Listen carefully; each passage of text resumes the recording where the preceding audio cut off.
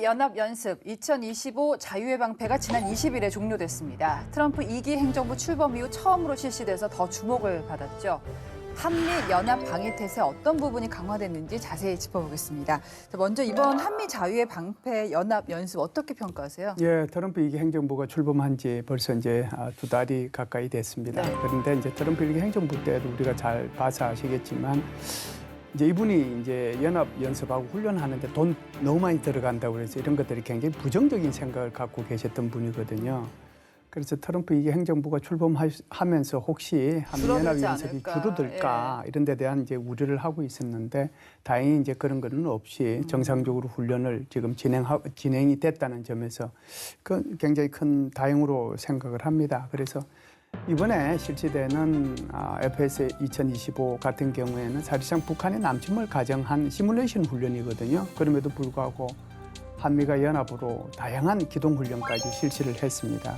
잘 아시다시피 육군, 해군, 공군, 그리고 사이버, 그리고 우주까지 포함한 다영역 작전을 넘어서서 오히려 정부의 외교 정치까지 포함이 되는 전영역 작전, 올 도메인 오퍼레이션이라고 그러죠. 네네. 그런 차원까지 개념하에 연습을 하고 훈련을 진행했다 이렇게 볼 수가 있습니다. 이럴 때 꼭 북한이 이제 가만히 있지 않더라고요. 이번 같은 경우는 이제 훈련 연습을 앞두고 핵 추진 잠수함 건조하는 현장 북한이 공개했잖아요. 네. 어떻게 보십니까? 당연히 이제 대응하는 조치로 볼 수 있고요. 그 공개된 어떤 시점이 훈련 이틀 전이잖아요. 네, 그것도 이제 뭘 했냐면 뭐 주체적인 어떤 용어지만 핵동력 전략 유도 잠수함이에요.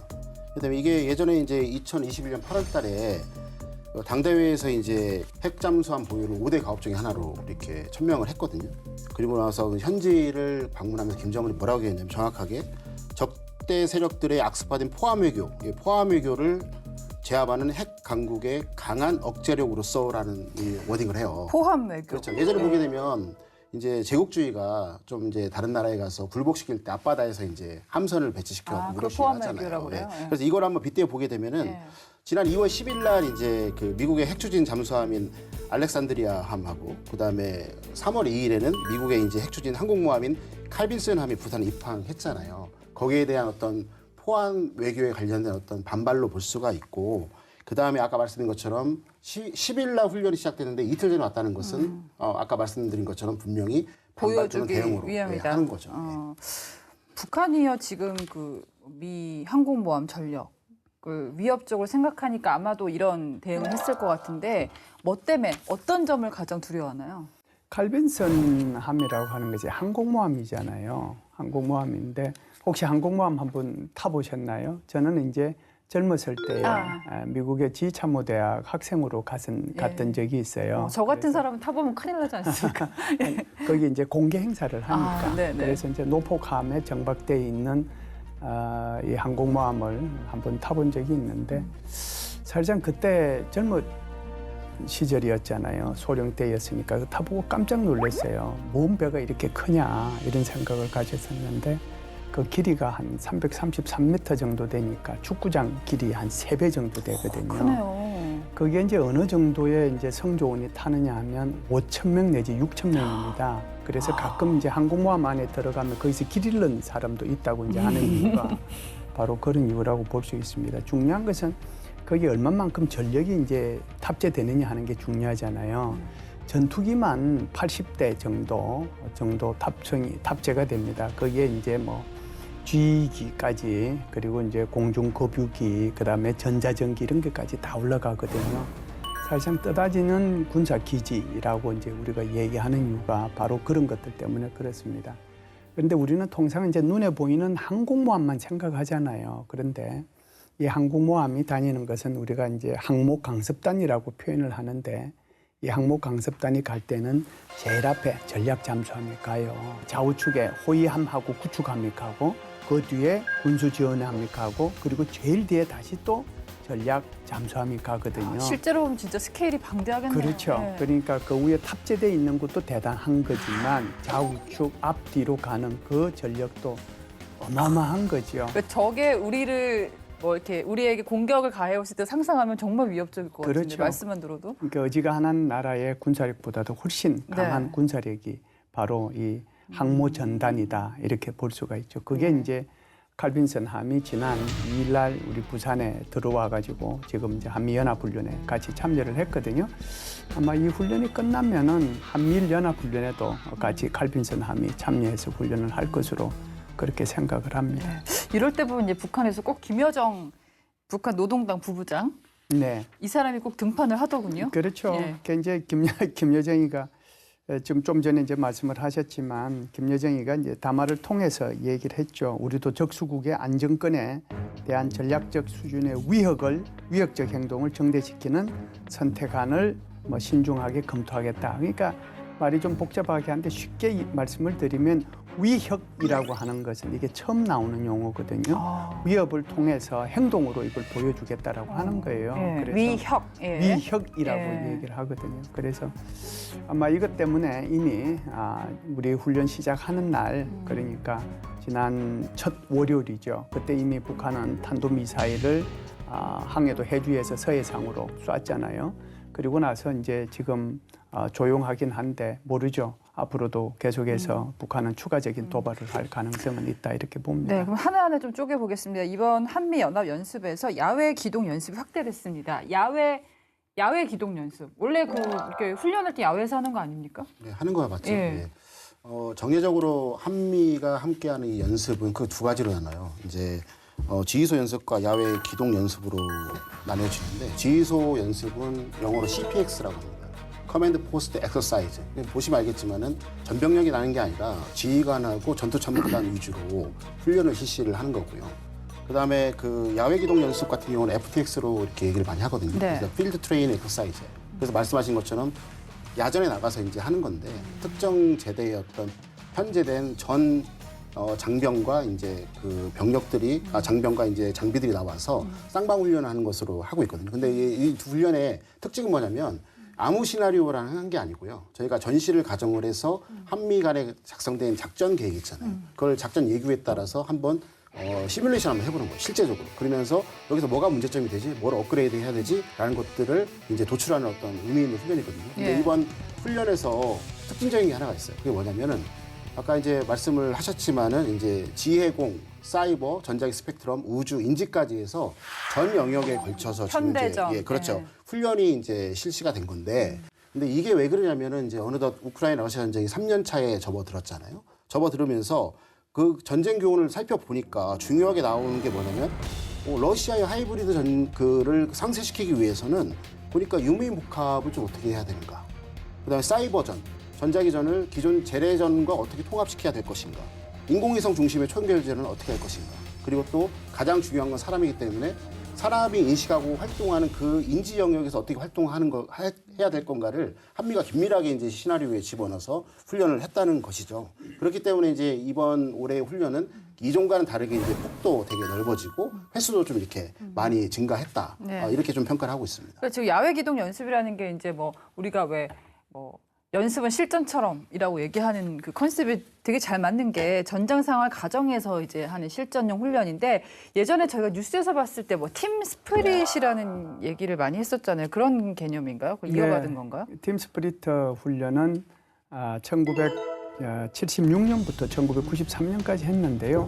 그러니까 1993년이 이제 끝이었으니까 지금 50대 남성 군에 갔다 오신 분들은 이제 팀 스프리트 훈련을 거의 다 경험을 한번 했을 겁니다. 그런데 두 분은 다 주로는 경험을 이제 못 하셨겠네요.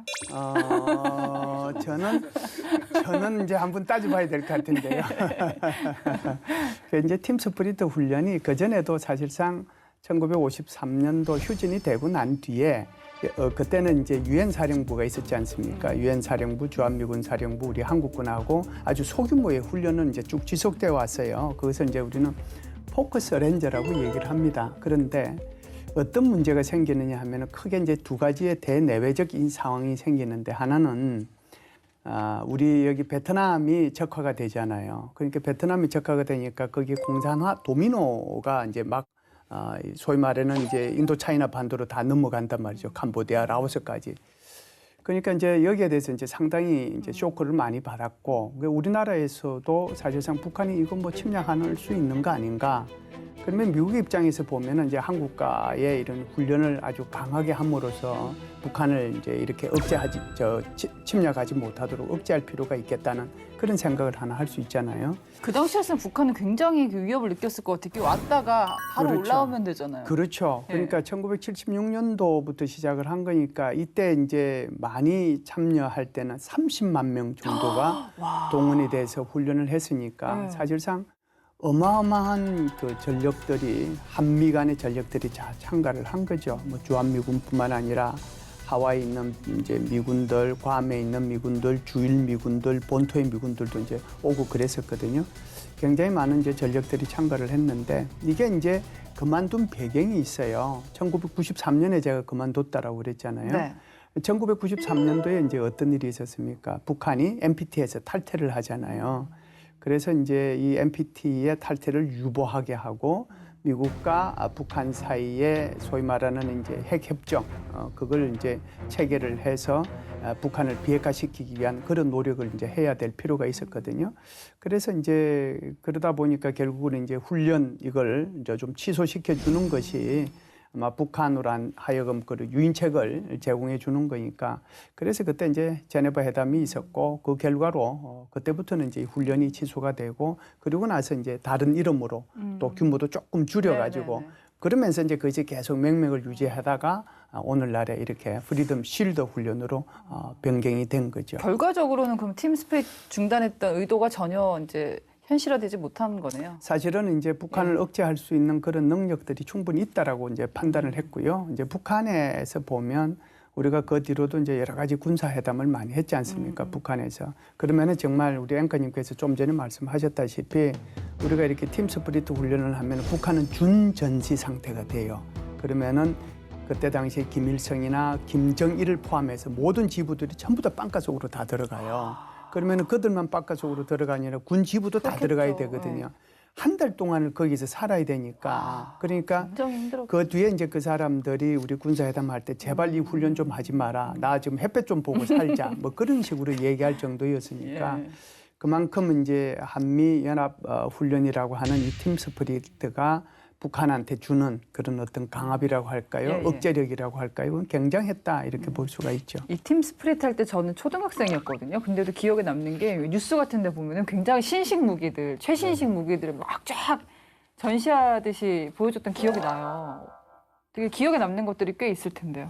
뭐 항상 뭐 이제 미군하고 훈련하게 되면은 상대적 입장에서 보게 되면 다 최신식이죠. 근데 가장 최신식이었던 건 1993년도로 기억이 되고 기록이 되어 있어요. 왜냐면은 이미 이제 소련은 붕괴가 된 상황이고 그다음에 1990년 8월부터 다음에 2월까지 걸프전이 끝난 상태였기 때문에 이미 이제 미국의 전력은 최첨단 무기 체계로 이제 쫙 올라와 있던 상황이었던 거죠. 그래서 이제 걸프전에서 맹활약했던 F-117A 스텔스기처럼 뭐 기억나시죠? 그게 나오고 있고 또 그다음에 이제 로겔 랜스 전략 폭격기하고 패트리어트 미사일 등이 이제 1993년도 팀 스피리트 훈련에 참가를 하게 됩니다.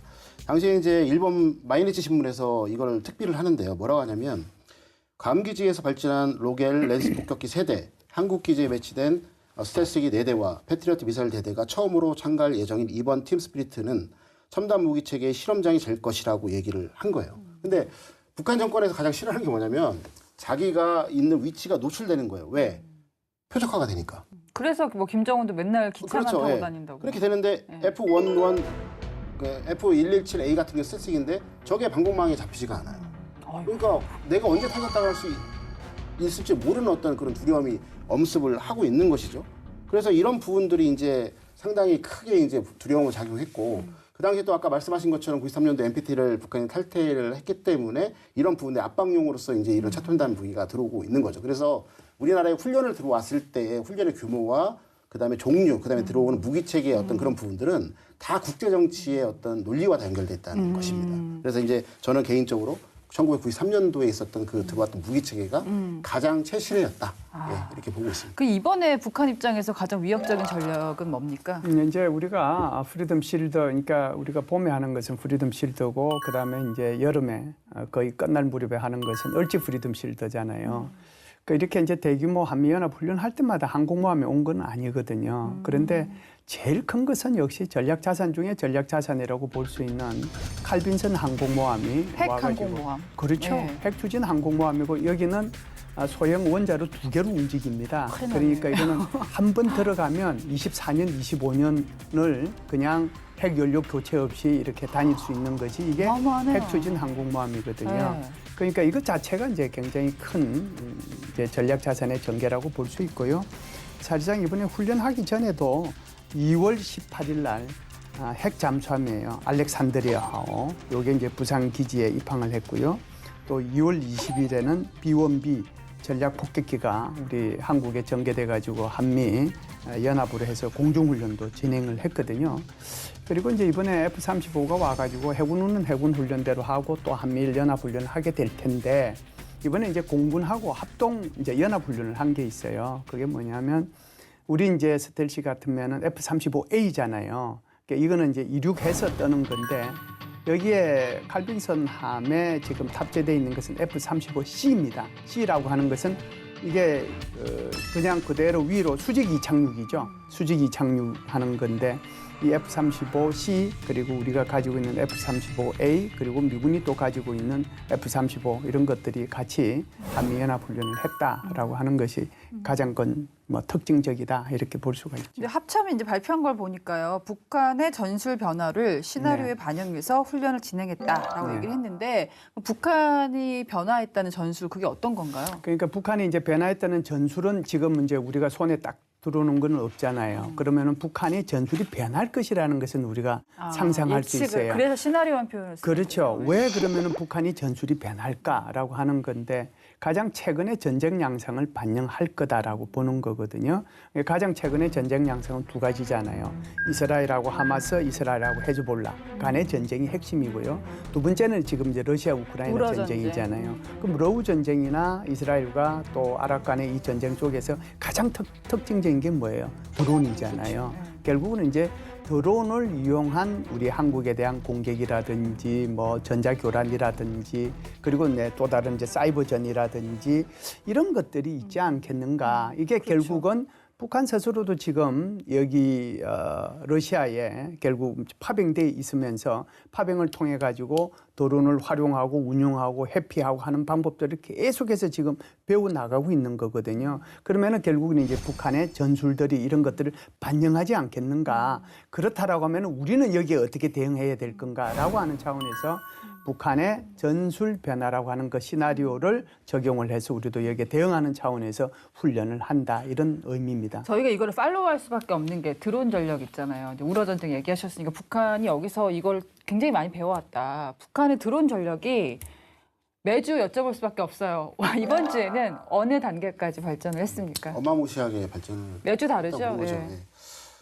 지난해 이제 9월에 보도가 나온 게 북한군의 1군단하고 2군단 이하의 이제 다목적 무인기 대대가 창설됐다고 국내 외신에서 이제 보도가 됐어요. 근데 우리가 여기서 이제 우리나라의 이제 군사 전문가들이나 군에서는 이 다목적이라는 단어에 이제 포커스를 안 두는데 이게 상당히 위험한 단어입니다. 뭐냐면은 다목적이라는 건 뭐냐면 기본 플랫폼을 제공하는 드론이 있고요. 여기에다 임무 장비를 달면은 서로 다른 게 되는 거예요. 예를 들어서 센서를 달게 되면은 정찰용이 되는 거고, 그 다음에 폭약을 달게 되면 자폭용이 되는 거고, 통신 중계기를 달게 되면 중계용 이제 정찰기가 되는 거예요. 무슨 말씀이냐면 이미 북한 내부에는 러시아하고의 어떤 그 밀접한 어떤 군사 교류를 통해 가지고 이런 어떤 드론들을 이제 표준화시키고 계열화하고 하면서 이제 대량 생산할 수 있는 체계로 들어갔다는 것을 저희가 짐작해 볼 수 있는 거예요. 그래서 이와 관련해서 올해 2월 9일 날 일본 NHK에서 좀 유의미한 어떤 보도를 했거든요. 북한이 러시아의 드론 기술 전수받아 올해부터 대량 생산할 가능성이 크다고 이렇게 보도를 했고요. 국가정보원도 지난 5월에 뭐라고 얘기했냐면 북한의 파병군이 러시아로부터 드론 조정법과 전술을 전수받고 있는 정황이 속속 나타나고 있다라고 얘기하고 있어요. 그래서 어저께 제가 이제 우크라이나 측에 있는 인원하고 이제 그 확인을 해보니까 크루츠크를 이제 저희가 점령을 했다가 이제 러시아군의 이제 그 반격에 의해서 거의 다 지금 현재 재점령 탈환이 된 상태거든요. 그리고 러시아가 이기는 거의 이제 그런 되겠네요. 상황인데 그때 이제 외신 보도에서 일부 나오지만 어떻게 러시아군이 공격을 했냐면 기존에 있는 드론들이 하도 많이 나타나니까 이거를 떨어뜨리기 위해서 이제 개발된 어떤 체계가 대드론 체계라고 하는 겁니다. 카운터 드론 시스템. 근데 이건 어떻게 되냐면 탐지, 식별, 추적, 그다음에 무력화 순으로 이루어지는데 기존에 있는 전파를 이용해서 그걸 탐지하고 전파를 교란하는 걸로 해요. 근데 그렇게 되니까 다 떨어지니까 러시아군에서 뭘 개발했냐면 광섬유 드론을 이제 개발을 했어요. 어떻게 되는 거예요? 그럼 어떻게 되냐면 낚싯줄 있죠. 닐 낚시처럼 이 선을 따라가지고 이게 조종 신호가 가고 정보가 왔다 갔다 하기 때문에 무선이 아니고? 기존에 있는 대드론 체계는 무력화시킬 수 없어요. 그래서 이게 몇 킬로까지 가냐면 20킬로까지 갈 수 있어요. 그다음에 최초의 우크라이나군이 이 자폭 드론을 FPV형으로 해서 이 광섬유를 이용해갖고 쭉 날려보내서 주요 타겟을 다 때린 다음에 그 다음에 북한군이 딱 들어가가지고 보게 되면 거의 디도스처럼 공격했다지 않습니까? 죽여도 또 온다. 돌격을 하고 그다음에 그 이후에 러시아 제병합동 부대가 들어가서 했기 때문에 우크라이나 군이 꼼짝달싹 할 수 없었던 거예요. 왜? 얼마 전에 또 그 미국의 트럼프하고의 어떤 정치 협상에서 지원을 끊겠다는 그 공백을 러시아군이 이제 활용한 거죠. 틈새를 노려서. 네, 그렇기 때문에 이게 무슨 말이냐면 결국에는 이제 북한을 보기에 아까 이제 제가 다목적 무인기 대대가 됐다고 했잖아요. 이게 구조적인 측면에서 이미 뭔가가 이루어지고 있는 것이고 또 러시아의 어떤 그 드론들을 전술적, 작전적, 전략적 수준에서 지금 위탁 생산을 하고 있다는 거죠. 무기 체계 측면에서 지금 발전하고 있는 것이고.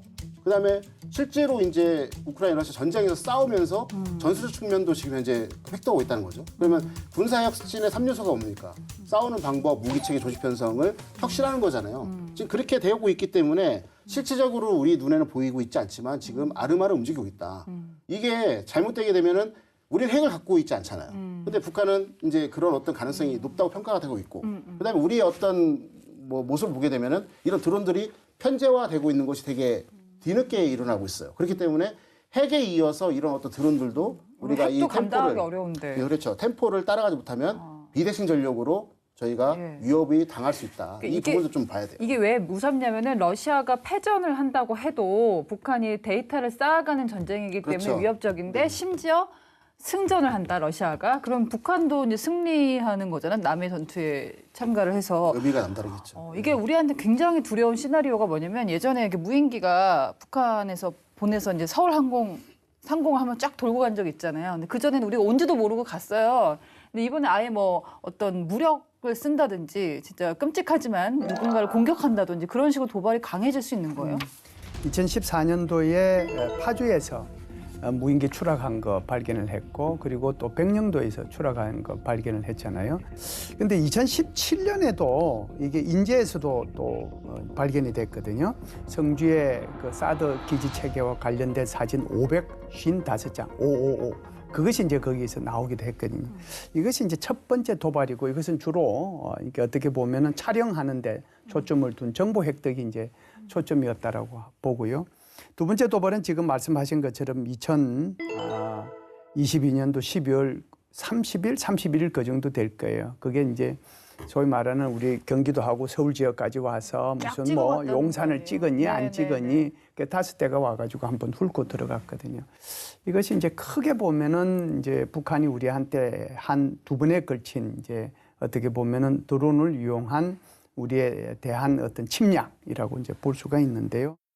북한은 지속적으로 이 드론을 개발을 합니다. 개발을 하는데 2024년도 8월 달에는 자폭 드론을 공개를 했어요. 작년 8월 달이죠. 이거 두 개는 이제 자폭형 드론이에요.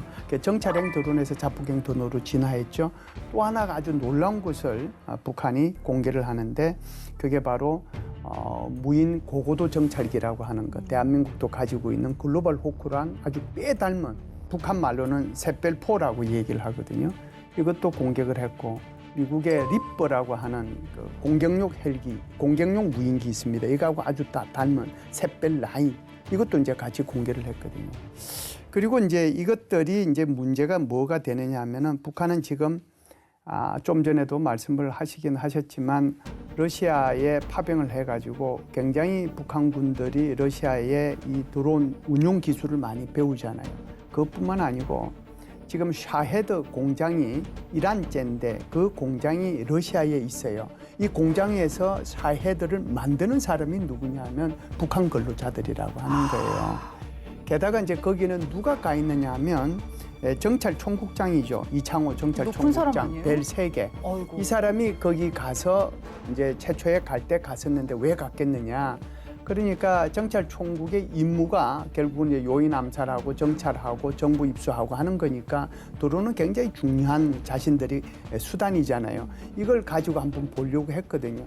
그러면은 거기 가서 운용하는 거 다 알고 보고 배우고 실제로 북한 근로자들이 그 작업을 해서 생산해 내고 그러면은 이게 이제 북한으로 갔을 때 얼마만큼 이제 시너지 효과를 낼 거냐 하는 거거든요.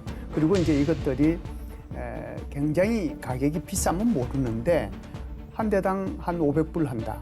그러면은 이거 100대 하면 얼마입니까?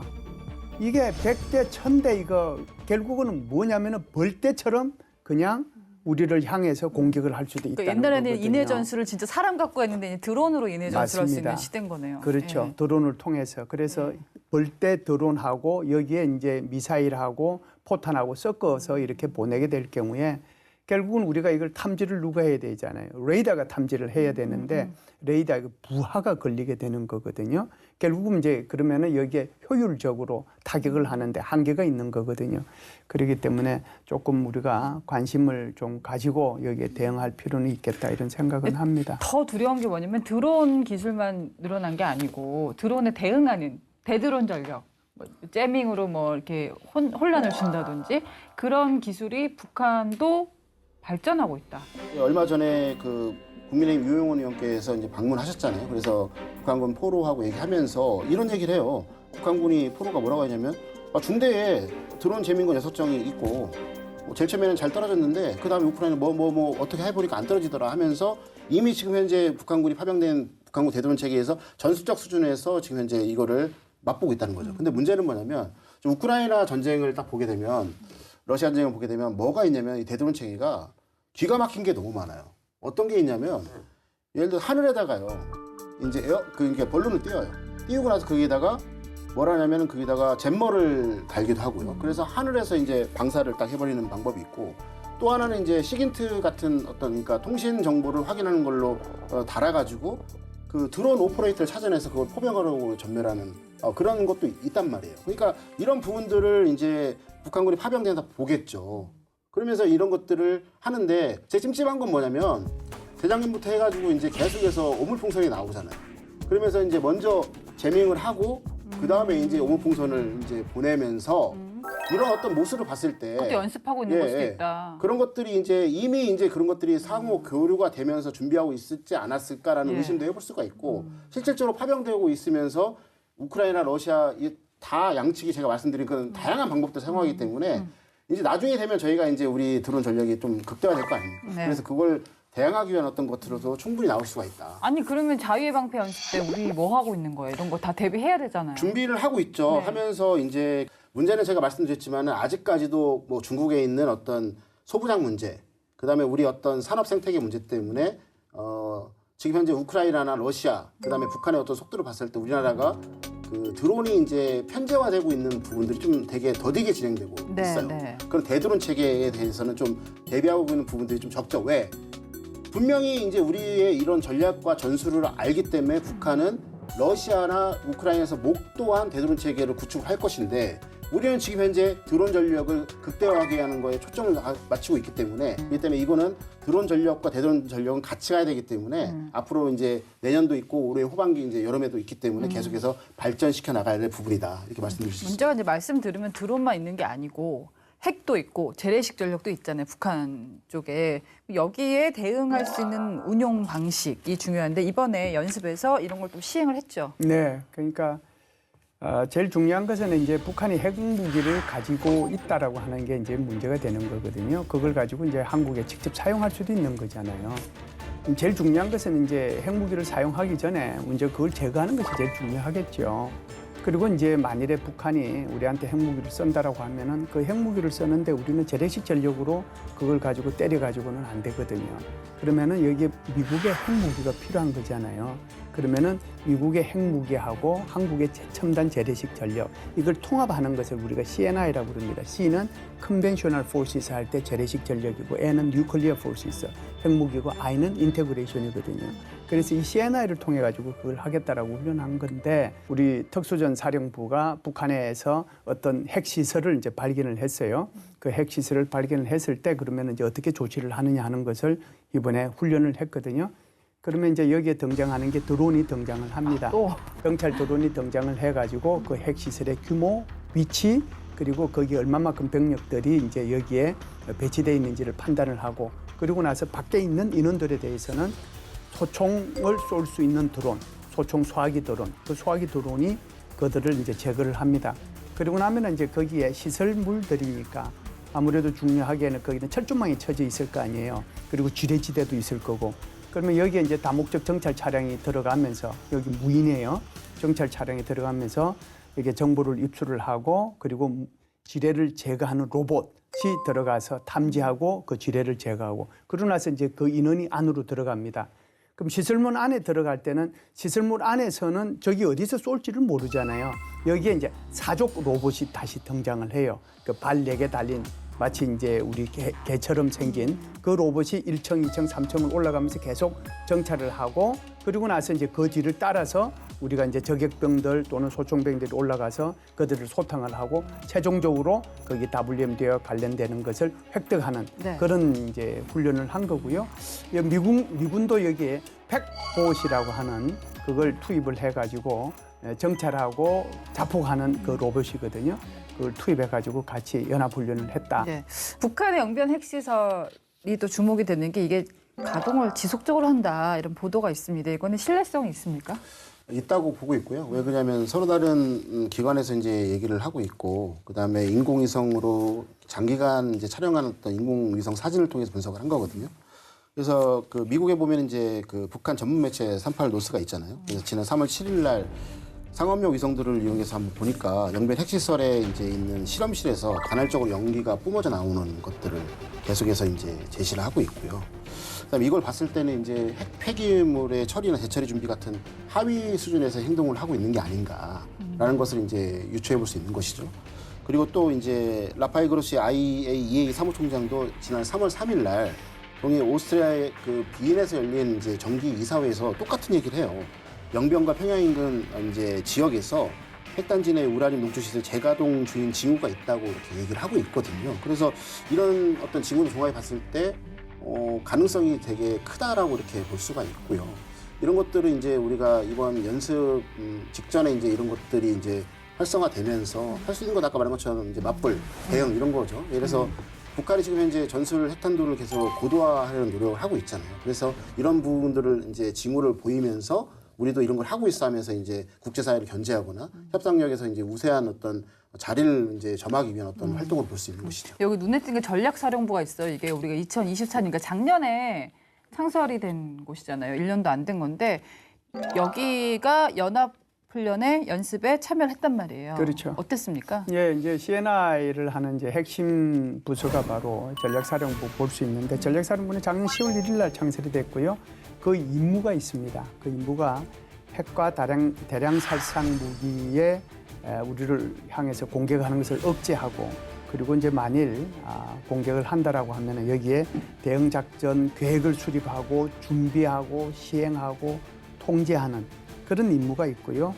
그리고 이제 한미 확장 억제 시행과 관련된 것을 이제 하는 그런 거라고 볼 수 있습니다. 그래서 이 전략사령부 산하에는 옛날에 국방부 산하에 있었던 그 사이버 작전 사령부가 있거든요. 이거하고 육군 산하에 있었던 드론 작전 사령부, 또 육군 산하에 있는 육군 미사일 전략 사령부 이것을 이제 가져와서 예하 부대로 하고 북한한테 대해서 우리가 삼축 체제라고 얘기 많이 들으셨잖아요. 킬체인하고 그다음에 KAMD하고 KMPR을 하는데 여기에 대해서 주 책임을 결국은 이제 전략 사령부가 맡게 되는데 그 중에서도 KMPR이 이제 아무래도 대량 이제 보복하는 거니까 이게 이제 주 핵심으로서의 역할을 수행하는 것이 아마 이 전략사령부라고 볼 수가 있습니다. 그런데 이 전략사령부가 아까 누구랑 카운터 파트너를 한다고 그랬어요. 미국의 전략사령부하고 카운터 파트너 역할을 한다고 그랬잖아요. 미국의 전략사령부는 미국의 삼축 체제는 하늘, 바다, 땅에서 다 핵무기가 있어요. 하늘에는 전략 폭격기 있죠. 그다음에 땅에서는 ICBM 있죠. 그다음에 바다에서는 SLBM 있잖아요. 그러면은 미국은 핵무기를 가지고 우리가 가지고 있는 것은 그러니까 재래식 이제 첨단 좀 전에 말씀드렸던 그런 우리의 군사력하고 두 개를 합해가지고 CNI를 통해가지고 북한 핵기업 WMD에 대응하고 억제하고 하는 것이죠. 네. 요즘에 뭐 AI 하는데 이번에도 국방 생성형 AI 기술을 자유의 방패 연습에 최초로 적용을 했더라고요. 네네. 상상이 안 되는데 어떤 식으로 하는 건가요? 이걸 어떻게 읽어야 될지. 예, 국방 생성형 AI가 영어로 GEDAI인데 제다인가 제다이? 제다이 제다이 아닐까? 스타워즈 그렇죠. 제다이? Generative Defense AI인데 그쵸. 이 약자인데 이게 이제 여기서는 뭐 검증을 했다는 표현은 좀 과하고요. 기초를 다졌다라는 정도로 이렇게 이해하시면 될 것 같아요. 왜냐면은 그 군사 비밀이 아니라 이제 일반 평문 위주로 이제 데이터를 학습시켰고요. 좀 더 한정적으로 챗GPT처럼 동원 GPT로 했어요. 동원 업무 분야에만 한정을 한 거예요. 동원이 네. 그 동원이에요? 그렇죠. 동원한다? 네, 동원하다, 모빌라이제이션 하는 동원이고 인원 장비 동원, 그다음에 예비 전력 관련 법령 지침 등을 이제 집어넣어서 이제 업무 처리하는 데 그 효율성을 더한 거죠.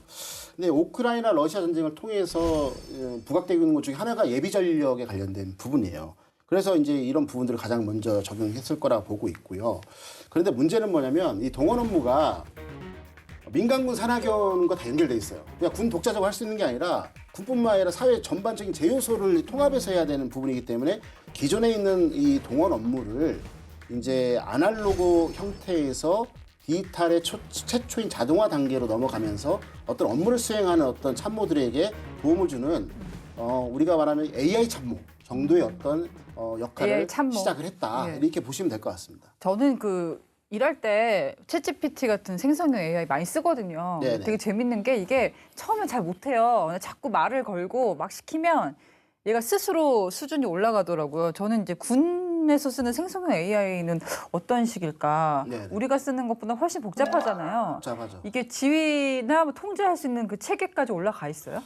정확히 보시면 이제 그 뭐라고 국방부는 지난 2월 24일 날 이번 훈련을 대비해서 이번 연습을 대비해서 얘기를 했냐면 결국에는 합참에 있는 지휘 통제 체계에 있는 KJCCS하고 그게 비밀 데이터를 처리할 수 있는 전장망 전용 AI 인프라 구축 사업도 추진 중이라고 한 거예요. 그러니까 뭐냐면 지금의 얘기가 아니라 미래의 얘기인 거죠. 근데 여기서 이제 중요한 게 뭐냐면 지휘 통제라고 하거나 지휘 체계를 한다고 하게 된다면 이 세 가지가 결심이 돼야 돼요. 감시, 결심, 대응을 해야 되는 거예요. 근데 예를 들어서 제가 저번에 설명을 드렸지만 AI를 특정 무기 체계에다 덧입히면 그게 끝나는 게 아니에요. 그걸 하기 위한 기반 체계가 있어야 돼요. 그게 뭐냐면 실시간 데이터를 송소신할 수 있는 위성 기반의 초연결 네트워크.